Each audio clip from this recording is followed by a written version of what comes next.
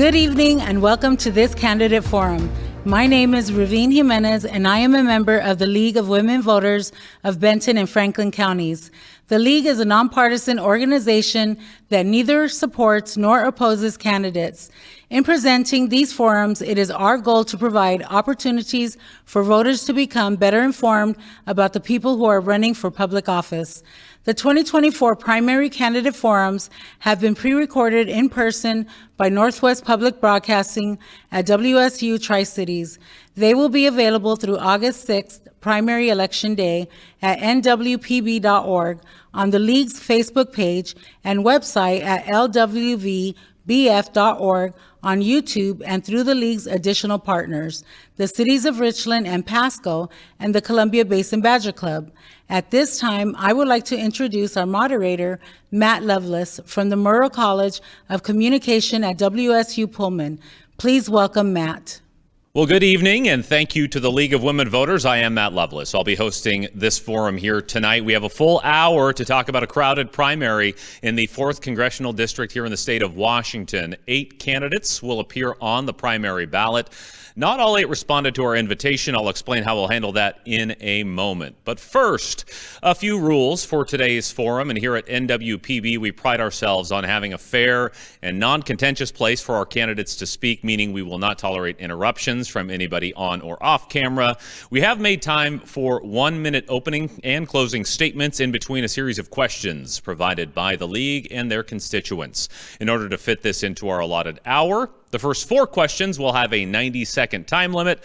The last 4 will be set at 1 minute. I will be clear about those rules and time limits throughout. Now, as moderator, I may add or remove questions for time in this program in order to keep things fair and on time. And before we get to all that, let's talk about the candidates. We have 4 of them here today, and we thank them for taking the time to come to the WSU Tri-Cities campus for this.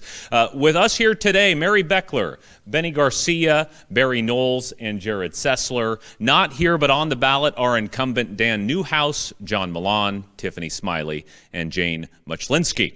Well, that's all the setup we can handle for this moment. Let's get to our candidates. As I've said, we've allotted time for 1-minute opening statements. We're beginning alphabetically by last name. So Mary Beckler, the 1 minute for your opening statement is now. Oh, thank you so much. And I'm so grateful to be here. I'm grateful to the League of Women Voters for hosting this. My name is Mary Beckler. I come from the Yakima area.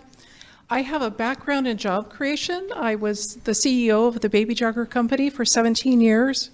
I've also worked as a community organizer and a planner in economic development for Yakima Nation. I really care deeply about the issues affecting both our district and our country. And the main thing for me is we're kind of all on one team, even if we might imagine we're not. We're on Team America, and we're working for all of us. So thank you. Thank you, Ms. Beckler. All right, Mr. Garcia, your opening statement, sir. First of all, thank you all for inviting me here, and especially the League of Women Voters of Benton County and Franklin County in being able to host this forum and inviting all candidates, which is greatly important for the public to go ahead and know who these candidates are. So to give you a little bit of understanding of who I am, my name is Venancio Garcia III. Benny Garcia, most people know me as that's easier to say. I am from Sunnyside, Washington, born and raised. The government paid for me because my dad was with the U.S. Army Rangers during Vietnam. I'm also a combat veteran, retired military. I worked as a city treasurer. I did over about approximately 1,000 loans to homeowners in being able to go ahead and make a difference in the people's lives with the federal government. So I understand government very well.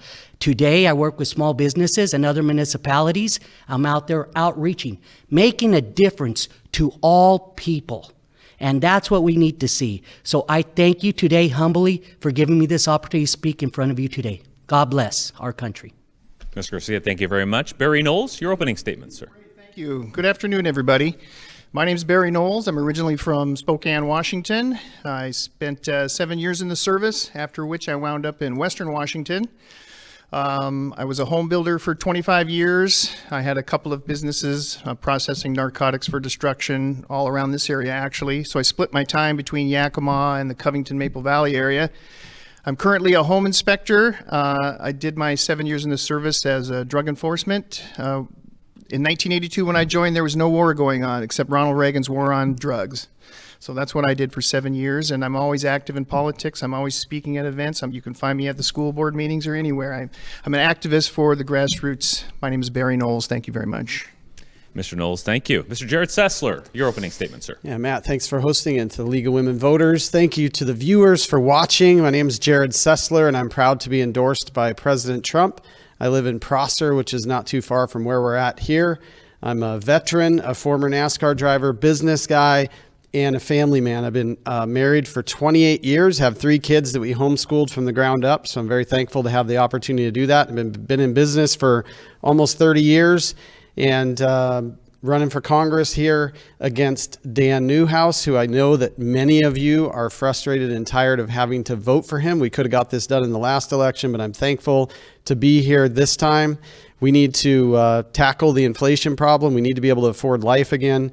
And of course, we're going to protect our dams. We've got some great ideas for how to be able to do that. And I'm willing to actually execute those. So thank you for watching today, and hopefully it'll be a good forum. Mr. Sessler, thank you very much. Thank you all for being here once again today. We'll get on to a round of questions here as we'll go alphabetically by last name, as I said, but then we'll give everybody a chance, or maybe the burden of answering first, depending on how you view that. So on to these questions provided by the League of Women Voters. Some of these come from the League, some sent into them by the general public. We do have a handful about specific issues in the 4th Congressional District. Later, we'll discuss some issues that you'd have to address in Washington, D.C. Right now, though, we've set aside time, 90 seconds, during which you can respond. There will not be rebuttals for this, but we do want to start with just how effectively you think you could do this job. The American public appears to become very discouraged when Congress doesn't work together to solve problems. So if elected, would you be willing to work across the aisle? And if so, and this is the key here, on what specific issues? We'll begin with Ms. Beckler. Responses here for 90 seconds. Oh, I would so be willing to work across the aisle. As I said before, I think of us as one country. I learned as a child from my father, who was a photojournalist and traveled everywhere, that America was like the greatest country on earth. And I remember him telling me how people would give up almost anything to have the chance to be an American citizen. So working across the aisle, that to me is customer service. I come from the background with a stroller manufacturing business. We had extraordinary customer service. And for someone to be successful in this position and get legislation done, they really need to be able to reach across the aisle. Again, we're kind of on one team. We might be imagining we're on different teams, but I'm old enough to remember the old days when a customer came in, you were just like, oh, it's a customer, this is awesome. You didn't think about their politics. So we should be here to get the job done for the people of this district and also for the people of America. It's so important to get the important things done because so much of our nation's security depends on it. And so things I really want to work on will be like climate change, women's reproductive rights, and all of these things mean being able to listen to each other, to find common ground, and to reach across that aisle. So thank you. All right, Mr. Garcia, we go to you again, sir, in terms of working in a bipartisan nature as a congressman here in the U.S. What kind of issues would you be able to find some consensus? Well, as far as working, I've been very blessed in my lifetime. I was Ebony Senate representative when I was playing college ball at YVC. And I was also as a Seminole Negro descendant of the Buffalo Soldiers, and also the only Latino that's running here. I view myself as an everyday American. I am blessed to be born and raised in this great country.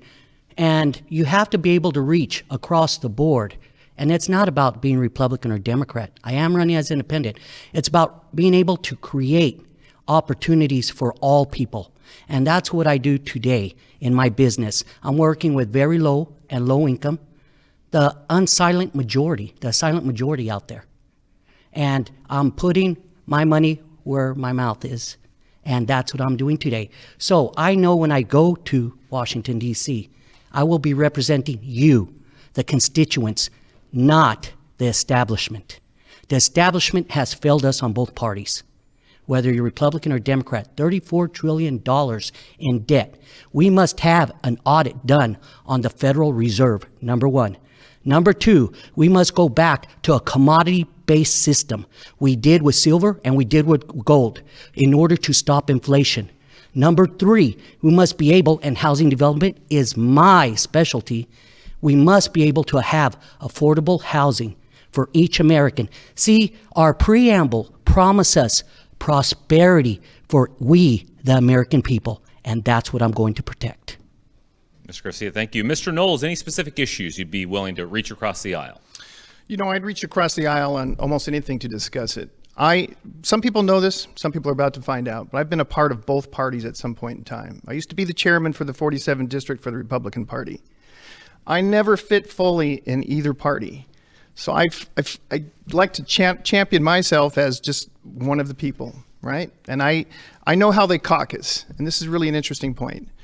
In the Democrat Party, they caucus, not as a group, but leadership only, and then they come in and instruct the caucus how to act. In the Republican caucus, and I'm talking about in the state of Washington, I'm using it as an example, they caucus individually in multiple separate caucuses, and they stand up and they have a lot more lively discussion and actually debate things. So I've seen how both of them work, and I'm not a person to follow anybody's agenda, right? I'm here because we have been voting over and over and over the years. I looked at people who are, oh, he's got a degree in political science. Oh, he's a successful businessman. And look where we are today. We're in the most trouble we've ever been in. People are afraid to go to the store to get mugged in the middle of the afternoon. There's people wandering around the streets in a fentanyl stupor. You know, you don't know how you're going to pay for your gas. Cost of everything is going up. So we're in big trouble, and the people we've been electing are failing. And it's time for people like me, regular people who are semi-involved, to get more involved. Barry Knowles, thank you. Thank you, Mr. Knowles. And Mr. Sessler, any issues that you can see consensus from both parties? Well, I think the first thing you have to do is define the rules of the game, and that starts with what are the dividing factors. And I think, you know, when you look at the Republican Party today, we've got division in the Republican Party. Our current Congressman Dan Newhouse doesn't have any friends in Washington, D.C. That's why the legislation and the work that he may want to do doesn't get done. I'm endorsed by the House Freedom Caucus, which is arguably the leader with over 10% of Congress as a part of that caucus, and they truly care about the traditional American values that are important to us. And so that gives me a body of friends to start with. And then I think you have to look at the Democrat side and ask yourself, you know, how many of those people truly love America? Because you look at a lot of things that are happening in our country today, and a lot of them are destroying our country. And so it's important for us to make sure if we are going to reach across the aisle, we have to be reaching across the aisle to people who, first of all, care about this country and want to see its success. On January 4th of this year, I had the opportunity to debate with Dan Newhouse on a live stage, and there was a question about protecting the dams. I pushed forward what I would do as a solution. On January 20th, 20 days later, his office released the Dam Act, which is basically my suggestion in terms of what we would do to protect the dams. And my recommendation to the voters is just elect the person that has the ideas to get the things done that we want to get done and the ability to build relationships to be able to make that happen. Thank you very much, Mr. Sessler. All right, let's move on to question number 2 and talk about Washington State for a moment and a 4th district. If you haven't looked at the map, that spans our northern and southern borders. It's a big area of land here. And just going down the line, Mr. Garcia, you get to answer first here. What's your position on alternative energy sources? And would you support bringing more solar and or wind power to central Washington? Well, first of all, I welcome all alternative resources, whether it be nuclear, whether it be gas, whether it be solar. We have an abundance of much of those resources in the United States.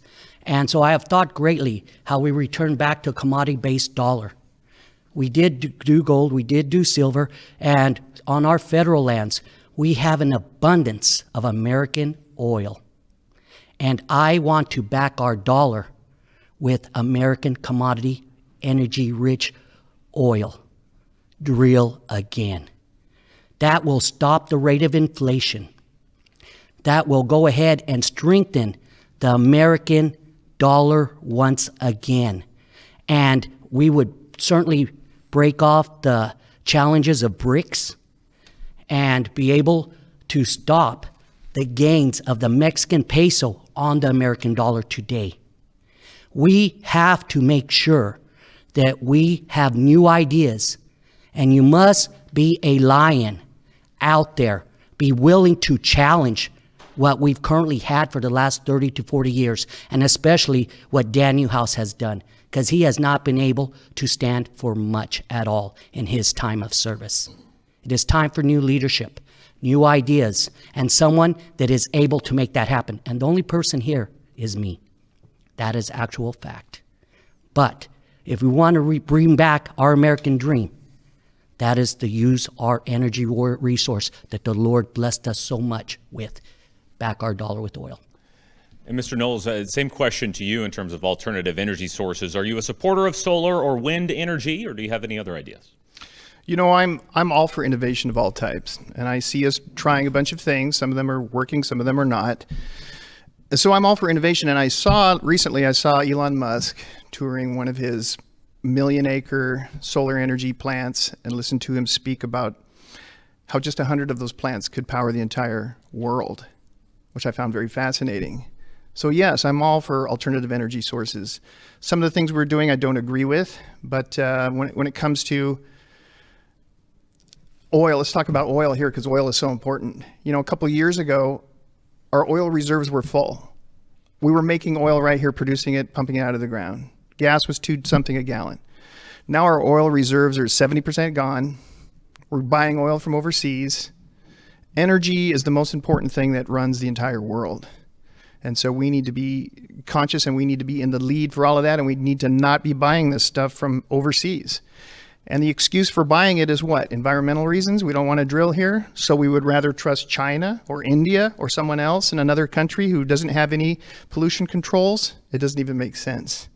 So it appears to me that we're not producing oil here for other reasons. All right, Mr. Knowles, thank you very much. Mr. Sessler, same question to you, sir. So the biggest problem with the economy today is being caused by the whole energy industry, and that is the thing that's hurting our pocketbooks the most, and we can blame that on the illegitimate Biden administration. In terms of alternate energies, I'm totally open to them. I'm an engineer. I'm very thankful for a lot of the technology improvements. You know, there's companies like PNNL and others that are doing some great work. But Washington State is just not a good location when you look at the data for wind energy. There are other states where it does make sense. The bottom line is that we cannot be subsidizing these alternate forms of energy with government dollars. Those government dollars are our tax dollars, and they're being wasted, and the cost of our energy is going to go up as a result. And so we need to support our dams. Our dams produce about 60% of the energy that we produce here in this state. And it's very, very important that we protect those. We need to continue the research and development and expansion of nuclear power. It's the cleanest energy available. And then we just need to make sure that the PUDs have what they need in terms of throttleable energy. They get so much energy from certain sources, but the question with it always is, when is the energy available? And those PUDs need that energy for the spikes in the morning and the evenings. And so the bottom line is that human flourishing expands and increases with cheap energy. And so we want to make sure that we can afford the energy products that are available to us. All right, thanks, Mr. Sessler. Ms. Beckler, finally, that question goes to you on our alternative energy sources. Oh, I love this question because I'm really for alternative energy sources. Solar and wind power are clean energy, and learning how to have more of them is going to create more jobs. A friend of mine that has a farm up in Yakima, she installed like just a couple of solar panels on the rooftops of some horse corrals, and her energy bill for a large farm dropped down to $600 a year. You know, she's got more energy coming in than she can use. In China, years ago, there were photos of apartment buildings, and every apartment building would have a solar panel hanging out of it. There's so much we can do with that, and that's going to create new green jobs. The Inflation Reduction Act that President Biden put in, that's putting money aside for states so that you can have solar, you can have wind power, and you can do this to help get us away from using carbon fuels. I'm glad that they talked a little bit about oil. Most people don't realize how much we subsidize oil. I ran against Doc Hastings in 2012. Doc Hastings, your congressman, over 20 years, he took in more than $1 million from oil companies, and every year he voted to continue their subsidies. Oil companies right now get $4 billion a year from you, the taxpayers, and these are the most profitable companies in the world. We need to fight climate change. Thank you. Ms. Beckler, thank you very much. All right, let's move on to question number 3. An ongoing conversation here, in fact, 35 years in the making now, is Hanford. It could run for president this year. As cleanup at the Hanford site continues and becomes more expensive and the nation's attention is really focused elsewhere, how would you bring it to the public's eye to continue to get necessary funding to keep that cleanup going? Mr. Knowles, you start this time. You know, that really entails keeping it in the media. Everything is media driven now. So if you can't access that, you're not going to get what you need on any subject. And so how do you bring media attention to that? Well, you need a representative that's standing out there, it's visiting there and bringing people with them. You need to reintroduce it to the media, talk about everything that's going on there and what's needed. And then you got to go back to Washington, D.C. and talk to all the departments you need help from and continue that message there. All right. Are you ceding your time here, sir? The remainder of your time? Well, unless I can just go talk about something else. I want to talk about Hanford cleanup, but if you have nothing further there. Well, it's an ongoing thing. It's going to go on forever and ever. It's not something we can get rid of or forget about. We can't just launch it into space. So the necessity is definitely there. The money is there. If we can give how many billions to Ukraine for a war, we've got money for Medicare, we've got money for Social Security, we've got money for Hanford cleanup. Don't be fooled by politicians telling you we can't afford that. Obviously, you can see how they're printing money. We can, and it just needs to be brought to people's attention and whipped. Keep it at the forefront, is what you're saying. Keep it at the forefront. All right, Mr. Sessler, let's turn that question to you. How do you keep that issue at the forefront to get the necessary funding for it to continue? Yeah, I think that falls at the heart of what we really need our congressmen to do. You have 435 congressmen in Congress, and each of them really is a channel of information, and you need to be good at being able to articulate that information.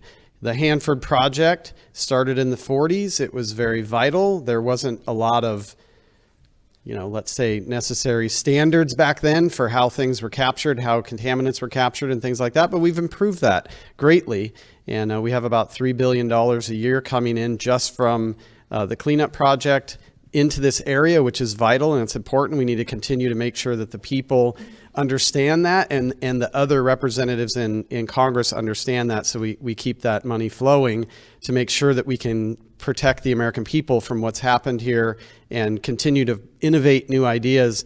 But the thing that a lot of people don't understand is that the cleanup project is actually just a small portion of what's happening at Hanford. There's a lot of engineering that's happening specific to nuclear energy, but also other uses and other forms. And there's also projects to be able to try to figure out how do we use this nuclear waste in other areas to support the American people. And so I think understanding it is important. I'm an engineer, so it's easy for me to understand this stuff, but then being able to articulate that to the American people to make sure that they understand it will make sure that we keep that project going and we keep the people employed and keep the project safe. All right, thanks, Mr. Sessler. Ms. Beckler, same question to you. So I think it's really essential that the U.S. government honor the agreements that have already been made, and the funding has to be put through for that so the cleanup can happen. It's essential for the safety of this region here nearer to Hanford, and it's essential for our nation's security. And if I'm elected in Congress, that would be a priority for me to make sure that we keep asking for the funding to actually happen so the agreements that are in place can actually be taken care of. I think Senators Patty Murray and Maria Cantwell have done a really good job of this, of trying to advocate that the U.S. government fulfill its obligations on Hanford. Thank you. All right, Ms. Beckler, thank you very much. And Mr. Garcia, final answer on this question on keeping the Hanford cleanup as a topic of conversation. Yes, first of all, I actually worked at Hanford with the union laborers many years ago before I left to the military back in 1996. And I asked my father, who I was fortunate enough to be able to work with at the site, I go, wow, that semi's out there, it's being buried. Why? It looks so brand new. Why? What are they doing to this? Well, too much radiation. Then you find animals that are dead. They go ahead, dissect it, determine what the radiation levels are on the reservation for those animals. And my point is, it is something that in my lifetime will always have to be pursued in being able to make sure that the Department of Energy has the adequate funds to ensure that science continues to prevail, to ensure that containers' lifespan will not create any leaks, to ensure that it's properly done in phases, that we take care of the cleanup site, and that we continue to pursue towards science and being able to solve this problem of waste. It has led, to the protection of the United States. Hanford has, during World War II. The reason it was there was for unfortunate reasons, because we had a madman in World War II that was wanting to take over the world, Hitler. And we must never forget how important and how critical Hanford is to all of the United States and its freedoms. So I will be out there waving my banner, remembering, keep your promise, because when you needed us, the people here, we answered the call. And today we're asking you to make sure that our river is clean, that the containers don't leak, and that the people continue to have those jobs through Department of Energy for safety. All right, Mr. Garcia, moving on to number 4 here. Our fourth question, we do want to talk about immigration, but more specifically how it affects people who work here in the 4th Congressional District. Of course, the agriculture industry in the district depends on workers who often come to the U.S. from other countries on visas. What's your position regarding immigration as it relates to this issue? Would you advocate for farmers and or the workers? Why or why not? Mr. Sessler, you're up first here. Yeah, thank you for the question, Matt. It's very important. Farmers feed America. We've got lots of farmers, lots of cattlemen, lots of dairymen here in Washington, in central Washington, that need to be protected. And let's be clear, this is not just protection from federal government, even more so protection from Olympia. So we need to send someone to Washington, D.C. who has the ability to build relationships, to even influence what's going on here in Olympia, so that we can protect our farmers and our agriculture. As it relates to immigration, the biggest challenge that we have with that is we just don't feel safe again we don't feel safe now as American people, and that's as a result of our open borders and this literal worldwide invitation that this illegitimate Biden administration has sent out. When President Trump, who has endorsed me for this seat, was in office, he had a great border policy. There's really very few laws that have changed. It's all been done through executive order, and here we have literally tens of thousands of people coming across the border every single day. The truth is, we need to fix that, and we need to make sure that we feel safe before some of the rest of this even matters. But as it relates to workers, we have an H-2A program that's very effective, but it is not perfect. It needs some adjustments. It needs some help. And we should be doing that, and we should be driving that here from Central Washington, because we have so many farmers that use that. All right, Mr. Sessler, thank you very much. Ms. Beckler, you're next here. That question is, what's your position regarding immigration as it relates to the need for workers and their visas here in the district? This is another question I really love, because it's such a huge issue. It affects every state. It affects every restaurant you go to, and certainly every farm. I really favor comprehensive immigration reform. With comprehensive immigration reform, you create a pathway to citizenship eventually for people that have been here 20 years or so. You create a pathway to citizenship for the dreamers that we've educated in our schools, and maybe they've been here 20, 30 years, and they came across as children. But with comprehensive immigration reform, we also do need border security. We're going to have more and more immigrants coming because of climate change. And every time there's a climate crisis, people are leaving like South America because of the droughts there, and they're coming up this way. So somehow we need to get that as part of this package. But right now in Washington State, we have a 23% shortfall of agricultural workers. So we need to figure out a way to use immigration and immigration reform to have several priorities. Priorities for skilled immigration workers, priorities for skilled technology workers. A lot of times we have young people that came over, were educated in our universities, they have a high-tech job here, but because of our immigration policies, we let them go. So we need to have a thoughtful policy that takes care of all that, starting with immigration reform. All right, Ms. Beckler, thank you very much. Mr. Garcia, same question to you, sir. Yes. First of all, I would like to introduce something that is near and dear to my heart, my campaign, which is 50 no taxes under $500,000. This is something I believe that can be done, and this is something that would help our small businesses, our small farmers, and our everyday people. Once you turn the age of 50, you pay no more federal taxes. I believe in you. I believe in giving the opportunity to our small farmers. The H-2A program is a good program, but it does not allow the small farmer to utilize the same type of workers. And also, we have to be very careful on how we go ahead and bring in workers. And let me explain what I mean by that. That if we start bringing in way too many H-2 workers and we ignore the American citizens, we have Americans right now that are no longer working. Their jobs have been lost in our community. Warehouses are shutting down. You can no longer say, well, I'm going to go work the fields. I just did after I left the federal government to be an Apple worker. And our jobs are going away to foreigners. We must utilize E-Verify. We must allow the opportunity to progress with the H-2A program, but make it fair, not just to the big corporate farmer, but to the everyday small farmers. So I'm going to fight for that challenge. Mr. Garcia, thank you very much. Mr. Knowles, that question to you now, sir. You know, we've had a system here that wasn't perfect. We've allowed temporary visas for people to come and work here. And it wasn't perfect. It was kind of a don't ask, don't tell policy, but it worked.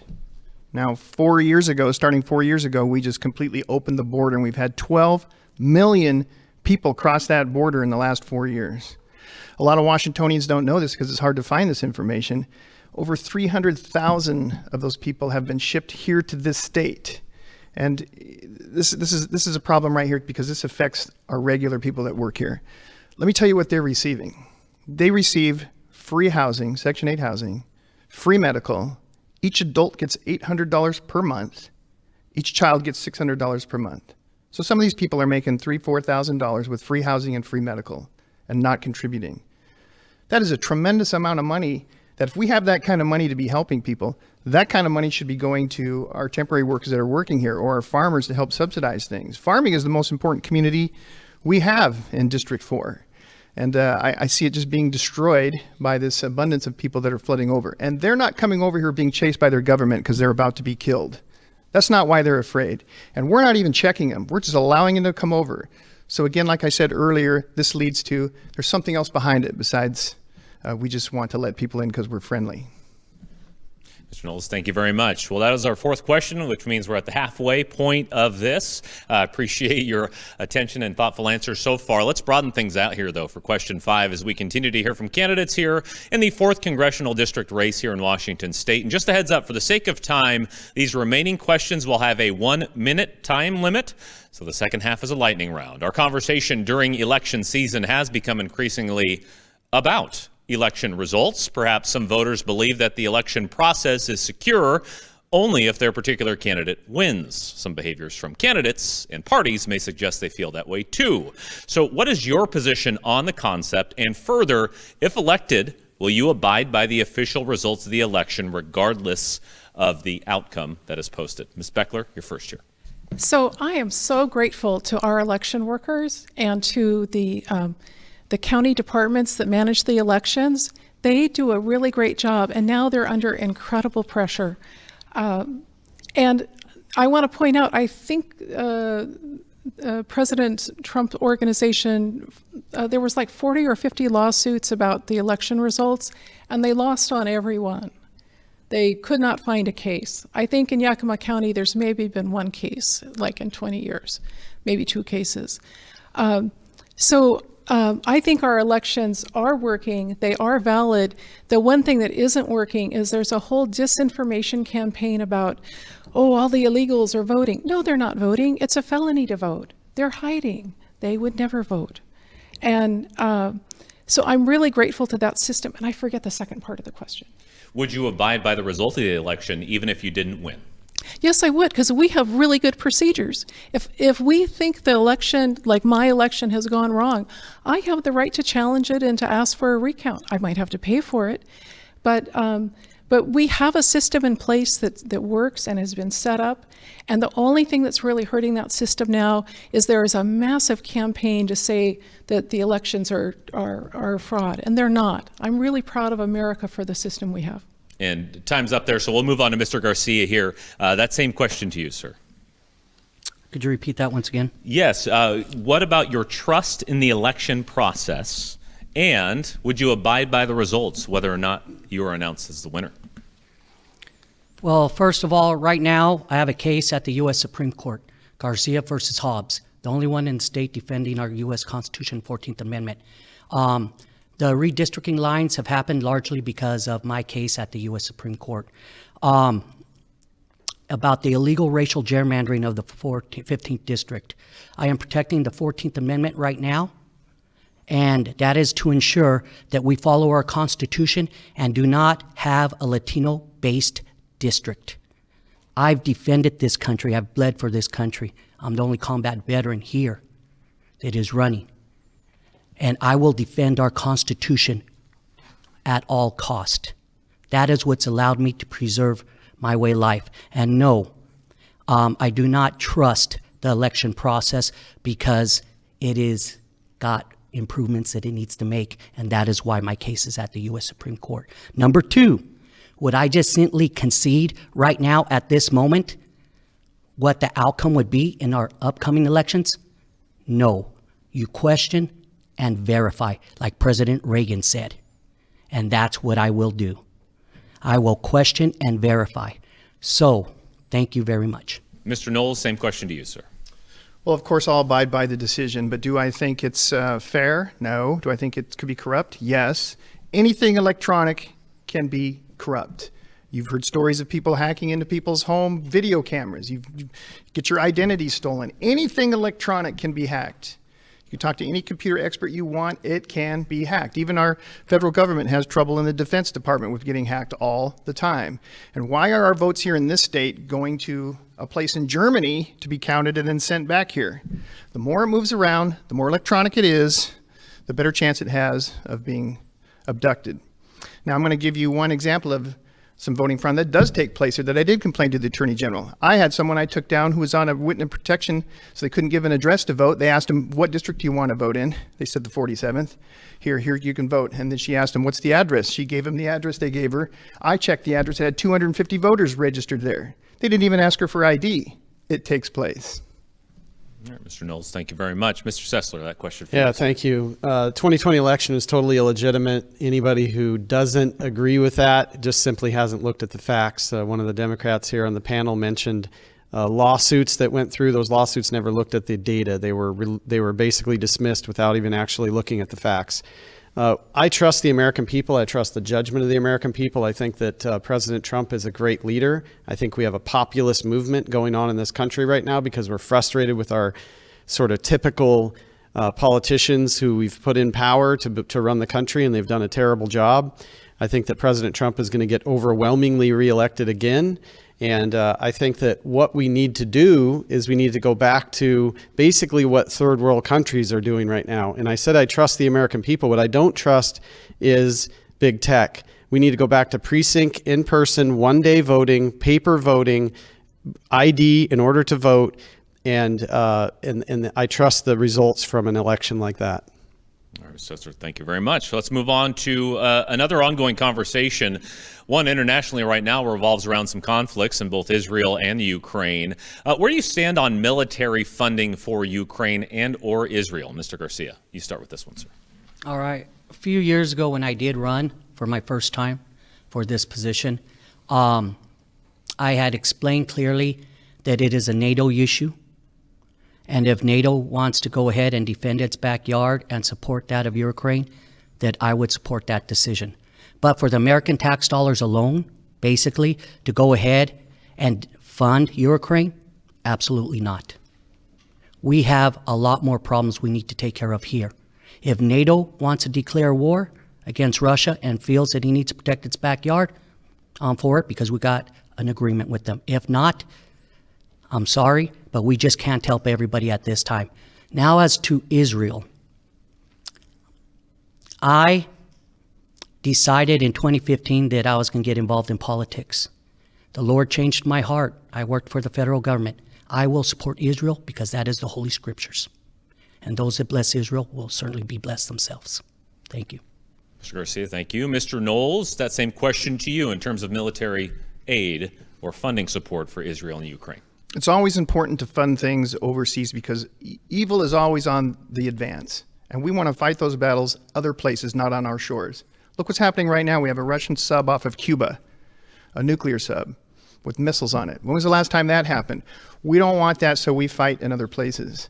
Now, I'm not a fan of just handing money over to Ukraine, and I'm going to compare this to World War II. The Lend-Lease Act we did with Russia and with Great Britain. We gave them military stuff, but we demanded and expected it to be paid back at some time in the future. We're not even expecting that now. We're just handing it over, printing it up and handing it over. I am not in favor of that at all. As far as Israel is concerned, Israel is our sounding board. Nothing's going to happen to us before it happens to Israel. They're our most important ally in that part of the world, and they're our front man, so we have to protect them. If they fall, we'll be next. All right, Mr. Knowles, thank you very much. Mr. Sessler, that question goes to you. It's difficult to answer these questions in 1 minute, but let me just be general about this. 2 days before we sent the last $95 billion to foreign countries, our representative, Dan Newhouse, invested in Raytheon. Raytheon is part of the military-industrial complex, and so they get contracts every time we spend money, tax dollars, on foreign wars. So here's my challenge with that. Number one, with regards to our representative, he's compromised because he's personally profiting from this money that's going all over the world. That's a telltale sign of somebody that's a member of the Uniparty and somebody that shouldn't be representing us in politics. What's happening here, there is a group of elitists who want to see wars continue. Under President Trump, no new wars, nothing but peace. Under Democrat leadership, you see a lot of spending, a lot of wars, a lot of aggression, because that puts money out into the military-industrial complex, which comes back to something similar to 10% for the big guy. All right, Ms. Sessler, thank you very much. And Ms. Beckler. I do support funding for Ukraine. Ukraine is a sovereign country whose boundaries were breached by Russia. Russia planned this war. Ukraine is what stands between NATO and Russia. And if you think Russia will stop with Ukraine, you're wrong. We really need to fund them. They are fighting for all of us. It's a terrible, terrible war, and it's simply happening because of Putin's ego. With Israel, I have deep concerns about the funding for Israel. On a good year, without Hamas doing what they did, we're spending $3.9 billion with Israel, almost all on arms. So it'd be different if it was going for education or building peace in that region. Right now, because of the current war, we added $12.5 billion, and it's going to be $20 billion. So I think we need to really look at that, and we need to tie that to peace in Gaza. We need to help the people of Gaza they're being bombed with our weapons. And so I support Israel. Hamas is a terrorist, but we have to help those poor people in Gaza. All right. Thanks, Ms. Beckler. I understand. Hard to answer some of these in 1 minute. Absolutely it is. Part of the challenge here today. Mr. Knowles, we'll start with you with this one, and let's just sort of make it a follow-up question. You may have addressed a bit of this in your previous answer, but aside from military aid, what, in your opinion, should be done regarding the Israel-Palestine situation happening in Gaza, as communities even here in central Washington are continuing to have a very public discussion about those issues? Yeah, that's a really tough one, and you're right. A minute's a very tough time.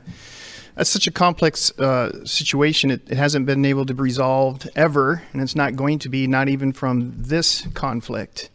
But, we don't want to be killing innocent people.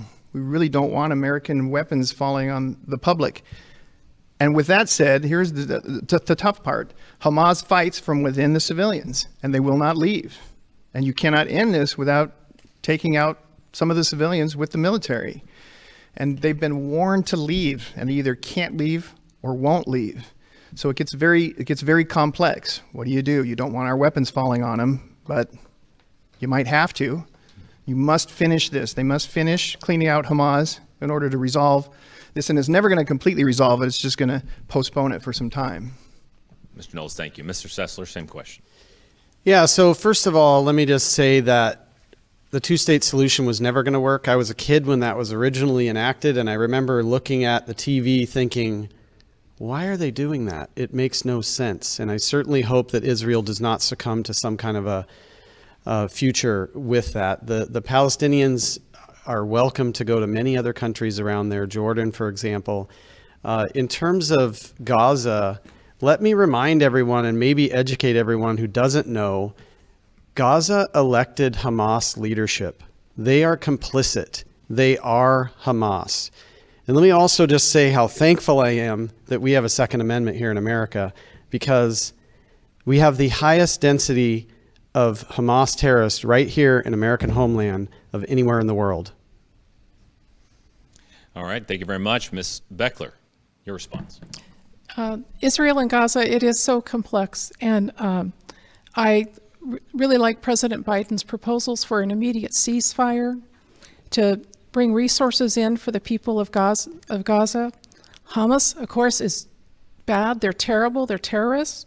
But starving children and families is just incomprehensible, and we cannot stand by while this happens. So part of that plan is to have immediate aid for Gaza and then to work for an equitable solution. But constantly bombing a dense citizen area, that is not a solution, and that's just completely unacceptable. And we should stop funding that part. Thank you, Ms. Beckler. Mr. Garcia. Yes. I'm uniquely qualified to go ahead and discuss this. I've been in the Middle East. I've been in combat. I've seen what war does, and all people want to do is live their everyday lives normally. Unfortunately, the Middle East has a lot of problems, but there are hopes. The Abraham Accords was successful. The other was 1979, Anwar Sadat for Egypt, when he signed the documents and peace treaty between Israel and Egypt. There is hope. But as far as defending their country, the Palestinians had an opportunity in 1948 to have its own nation, and it chose war instead of peace. That is their failure. Israel has been attacked 1968. You have rockets and suicide bombers constantly hurting their civilians and way of life. Let them finish the war.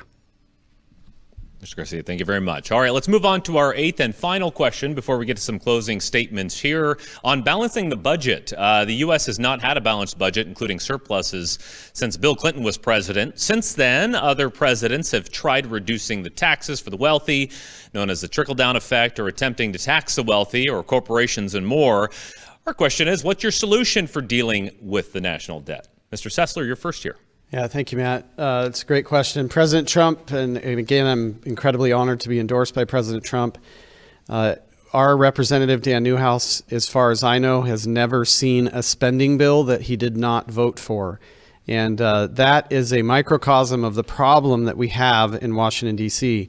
President Trump did a great job of driving the economy up and helping all regular Americans to be more successful, helping us to make more money, keeping inflation down, keeping the cost of goods down, and sort of maintaining that balance. He also wants to reduce taxes, which he did before. He just recently announced a plan to be able to take care, potentially get rid of the income tax. And of course, we've all seen the information about tips not being taxed. That would be very nice. But we have to stop spending money that we don't have. The Congress has to change their mindset with regards to spending to a balanced budget. All of us do it in our homes and businesses, and I think it's an embarrassment for every single representative in Congress to vote for anything that isn't a balanced budget. Thank you, Mr. Sessler. Ms. Beckler, what's your solution to the national debt? I want to point out that in the Reagan years, Reagan's tax proposal or bill that went through put the business tax at 38%, and we thought that was great at that time. But for the national debt, some of the things I would propose is that we have slight reductions in the tax for the middle class, people with lower incomes, and for businesses under 20 million, lower that corporate tax rate a little bit. But then we need to raise back up taxes on the wealthiest 1% and on the wealthiest corporations. Some of the wealthiest corporations pay almost zero compared to what regular Americans pay. So we need to balance that out and make it more equitable. All right, thanks, Ms. Beckler. Mr. Garcia, same to you. Yes. My solution is what I spoke about earlier, is that we have a oil-based back commodity dollar to lower the inflation, to give opportunities to go ahead and allow prosperity to happen. The also aspect is 50 no taxes. So anyone making under $500,000, that you're able to go ahead and have small farmers, small businesses, either decide to plan for their retirement or go ahead and decide to reinvest and keep those people hired. It is critical because the backbone of every community is home ownership and small businesses, and we have not been heard. Those changes need to occur. Now, as far as Bill Clinton in 1990, he is the reason why we had the 2008 fiasco, too big to fail. Absolutely ridiculous. Lee Iacocca in the 1980s saved Chrysler from bankruptcy. T-Bone Pickens saved our American oil industry down the road after he purchased dry wells in Texas. We have to allow the system to fail sometimes so we can build it back up. All right, Mr. Knowles, that final question to you on the budget. Sure, there are only two things that affect a budget: income and expenses. So what can you do with either one of those? Income, I'm not a fan of raising taxes. I don't think picking on the rich is the way to do it because they'll just eventually lower the threshold and catch everybody in it. But you're spending a lot of money you don't need to be spending, and I go back to what I talked about, just giving money away to different countries when it could be a lend-lease, right? How much money are we spending on this 12 million people that have come over here? Right? There's another source of money that we're spending. Tariffs, high tariffs on everything will create a lot of good things.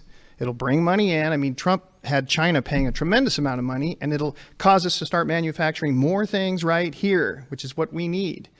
So there's some more income there. And there are plenty of programs that could be cut down. We need way more than a minute to talk about this, but there you go. All right, Mr. Knowles, thank you very much. And, I like to say we've covered a lot, not nearly enough at the same time, but our hour is coming to a close, so we'd like to let you bring your time to a close with some closing statements. 1 minute each for these. We're back to Ms. Beckler at the top. Your closing statement. Thank you. So I'm Mary Beckler. I'm a Democrat running for Congress. My website is maryforcongress.org. I am really working for all of Central Washington. My number one issues, because of our teenagers and children, are climate change. What kind of world are they going to have? And women's right for reproductive freedom. And right after that is affordable housing and fighting costs on inflation. But I really appreciate this time, and I hope to have your vote. Thank you. All right. Thank you, Ms. Beckler. Mr. Garcia, your closing statement, sir. Yes, once again, my name is Bonanza Garcia. You'll see me on the ballot as Benny Garcia. Most people know me that as I grew up.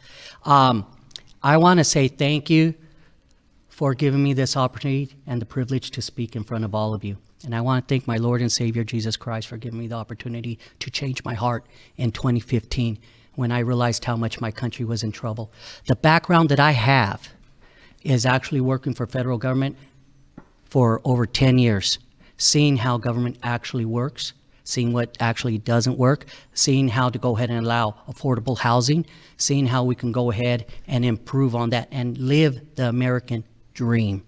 I protected that Constitution in battle. I protected that Constitution today at the U.S. Supreme Court. I am very highly qualified to be your representative as an independent and to make the change that you want to see for all of America. God bless you, and God bless the United States of America. Thanks, Mr. Garcia. Mr. Knowles, your closing statement, sir. Yes, I'm not your everyday politician. I'm running as a Democrat, but you'll find me sitting next to Ocasio-Cortez, grabbing her by the hand and say, what in the heck are you talking about? So I'm not your everyday Democrat. And what you can expect from me is you will find me not only in Washington taking care of everything, because when I work, I am relentless. I mean, I sleep maybe 4 hours a day. And when I'm home, you will find me at Hanford. You'll find me at the City Hall, County Hall, School board meetings, you'll find me everywhere, all over the place. That's what you'll get with me. You don't see that with Dan Newhouse or anybody else. I'm not I don't have a degree in political science, and I'm not a corporate exec, so I have none of those baggage to take with me, and that's who we've been electing, and it's been failing. Barry Knowles, Congressional 4th District. Mr. Knowles, thank you very much. And Mr. Sessler, your closing statement, sir. Yeah, thank you. Thank you for all the viewers for watching. Once again, I'll just remind you, I'm endorsed by President Trump, and that's because President Trump wants to restore America, and that's exactly what I want to do. If you want, we've obviously got the best opportunity here. This is a very conservative district. I am the gladiator in this race, and if we want to not have more Newhouse, then we need to elect Jared Sessler for this seat. If you agree with me, then go to nevernewhouse.com and join the movement. And please make a contribution to my campaign, because we certainly can't do this without any money. So I appreciate that. I just want to see America, traditional American values, be restored. I want to serve and represent everyone. I think that we should have a limited government. I think it should be much smaller than what we have today. And I think we, the American people, should be in control. And I'm tired as a business owner, as a family man, as a veteran, I'm tired of being in a position where we are forced to compete with our government. And I think that's wrong. So I'm Jared Sessler. Thank you for your support and your vote. And thank you very much, Mary Beckler, Barry Knowles, Benny Garcia, and Jared Sessler. Really appreciate your time. Hopefully you get a good night's sleep here after one more of these events. And they are on the ballot, 4th Congressional District for the primary, along with 4 others, Dan Newhouse, John Milan, Tiffany Smiley, and Jane Muchlinski. Now, a reminder here, the primary here in Washington is on August 6th with some key dates leading up to it. If you're not registered to vote by mail, that deadline is on July 29th. You can register in person all the way up to Election Day, and we do encourage you to vote. That does it for this hour of our Vote 2024 primary coverage. If you miss anything from this program, you can watch the archive stream of it on the Northwest Public Broadcasting YouTube channel. Also available on the League's website and YouTube channel, the Columbia Basin Badger Club, and the cities of Richland and Pasco. There we also have the recording of our live coverage of this year's Attorney General race. For everybody here at NWPB, we appreciate you watching. Have a good night.